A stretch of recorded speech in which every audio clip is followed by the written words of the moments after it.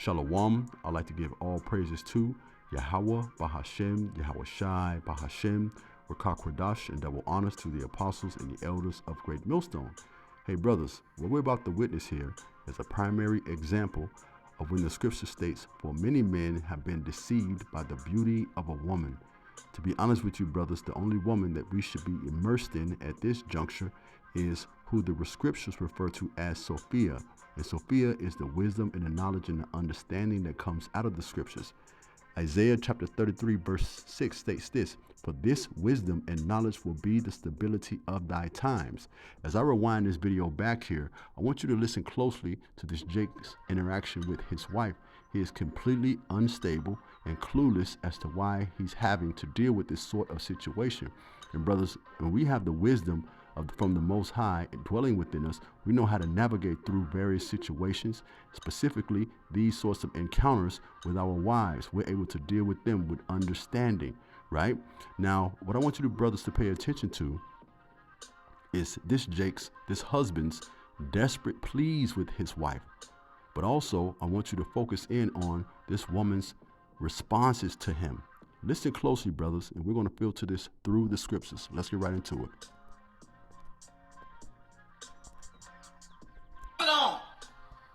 You ain't helping pay these bills or nothing.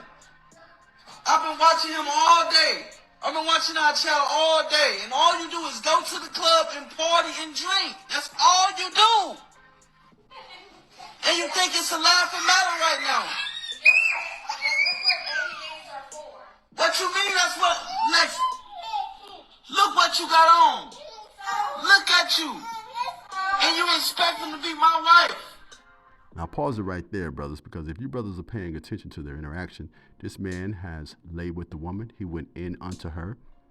According to the scriptures, that sex consummates marriage, right? We see this in Genesis 24 verse 67. Remember, Isaac went in unto Rebekah and she became his wife. We also see this in Genesis, the 4th chapter, with Adam and Eve. He went into her, he had sex with her, and she became his wife. Marriage is not constituted according to an American and or Babylonian custom with the marriage certificate, all right? When you lay with the woman, she becomes your wife. This is why Yahweh Shai stated, this is a wicked and adulterous generation, because now everyone sleeps around with everyone, all right? But let's get back into it. I pay all these bills. I'm tired of this, man. Every month. You go to the club every single weekend. You miss no days going to the club. My point I'm trying to prove to you is we have a whole child.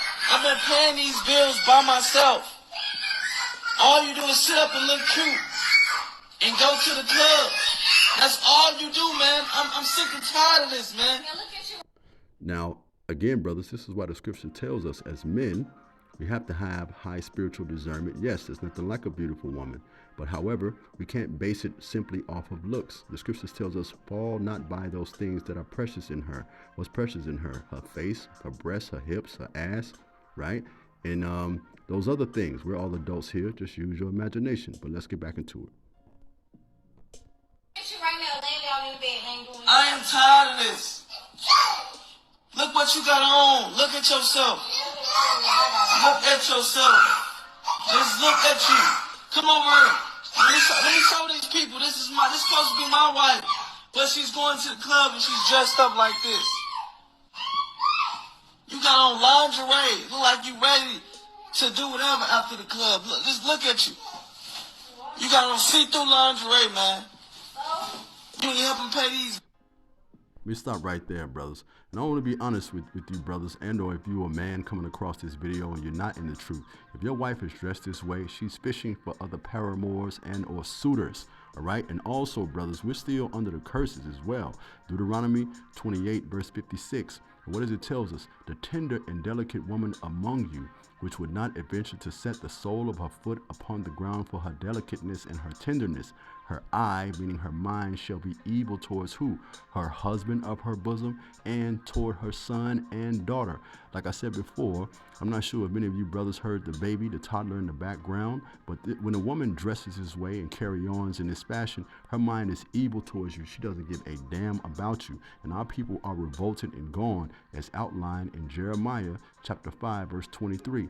And it states, but these people had the revolting and rebellious heart meaning the mind. They are revolted and gone. Let's go to a definition really quickly of revolted. It means disgusted, having rebelled. Let's get another. To rise up against authority. Who is this woman rising up against? Her husband, and ultimately the Most High, because her husband is telling her what's right. Let me start over. To rise up against authority of a ruler or government. Let's get another definition. It means highly offensive, arousing aversion or disgust. So look at some synonyms. Her behavior is disgustful, disgusting, distasteful, foul, loathing, loathsome, repellent. Repelling is skanky, wicked, yucky, and offensive. But the scriptures told us that our wives will behave this way. Not all of them, but most of them, because there are some righteous women out there. But it tells us this in Amos chapter 7, verse 17. For thus saith the Lord, thy wife shall be a harlot in the city. This is why Proverbs chapter 31, verse 3 tells us this. Give not thy strength unto the woman, nor thy ways to that which destroyeth kings, brothers. See, these damn dating coaches, they don't have the answers. They don't have a clue why women behave this way. It's because of the curses, and we are subject to them. Remember, the scriptures state, I will bear the indignation of the Lord because we have sinned against him. And Micah chapter 7, verse 5 further expounds, trust ye not in a friend, and put not confidence in a guide. Look at what else it states. Keep the doors of thy mouth from her that lieth in thy bosom. You got to be mindful, brothers. These are the conditions of the battle. Let's go to Ecclesiasticus chapter 26. Let me scroll up here, brothers, to verse 7. And it states, an evil wife is a yoke shaken to and fro. He that hath hold of her is as though he held a scorpion. A drunken woman in a gatter abroad causeth great anger, and she will not cover her own shame. Is that not what this man was experiencing? His woman running about in the damn clubs. He was angry as hell, and he was low-key embarrassed, and this woman would not cover her shame. It goes on to state in verse 9, the whoredom of a woman may be known by her haughty looks and her eyelids. It goes on to give us advice as fathers that have daughters, because I have a daughter. If thy daughter be shameless, keep her in straitly, lest she abuse herself over much liberty. Watch over her with an impudent eye, and marvel not if she trespass against thee. She will open her mouth as a thirsty traveler when he hath found a fountain, and drink of every water nearby. By every hedge she will sit down, and open her quiver against every arrow. What is a quiver? A quiver is a woman's lady parts. What are the arrows, brothers? We know what an arrow is. It's an erect penis. Let's come out of this. And this is why Ecclesiasticus chapter 42 verse 11 tells us this. Keep a sure watch over a shameless daughter, lest she make thee a laughingstock to thine enemies, and a byword in the city, and a reproach among the people, and make thee ashamed before the multitudes. I'm sure her father is embarrassed by his daughter's behavior. I know I would be, and I would check my daughter hard. I check her now, and I would damn sure would check her if she was a grown woman, giving her husband these sorts of problems because she's not being raised that way. Ecclesiasticus chapter 26 verse 25 states this about you shameless women. A shameless woman shall be counted as a dog. What's a female dog? A bitch. But she that is shamefaced will fear the Lord. Let's finish up here in Ecclesiasticus chapter 25 verse 13 on down, and it states this: the wickedness of a woman. It states, give me any plague but the plague of the heart, again meaning the mind.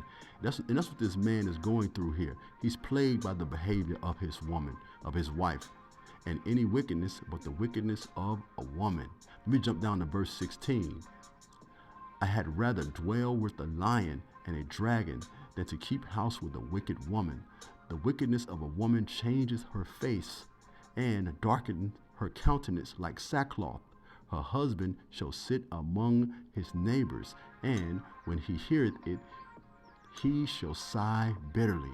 all wickedness, I'm going to say it again, all wickedness is but little wickedness to the wickedness of a woman.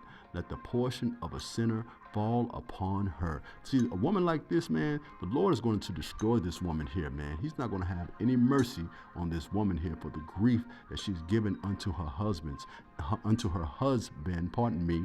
Now, in regards to you women and your husband is in the truth, this prophecy still has to be fulfilled. When the scripture states, then she who is thine enemy will see it and be ashamed. She's going to be ashamed when the men of the Lord are lifted up and they're magnified and they're in their glorious state. She's going to be embarrassed, because then she will know that a prophet was among her. But for now, many of us, we have to bear this indignation, brothers. But brothers, this is why we should seek the Lord, because a good wife is a gift from the Lord, but an evil wife is given unto an evil man. Hopefully this quick lesson was edifying, brothers. Shalom.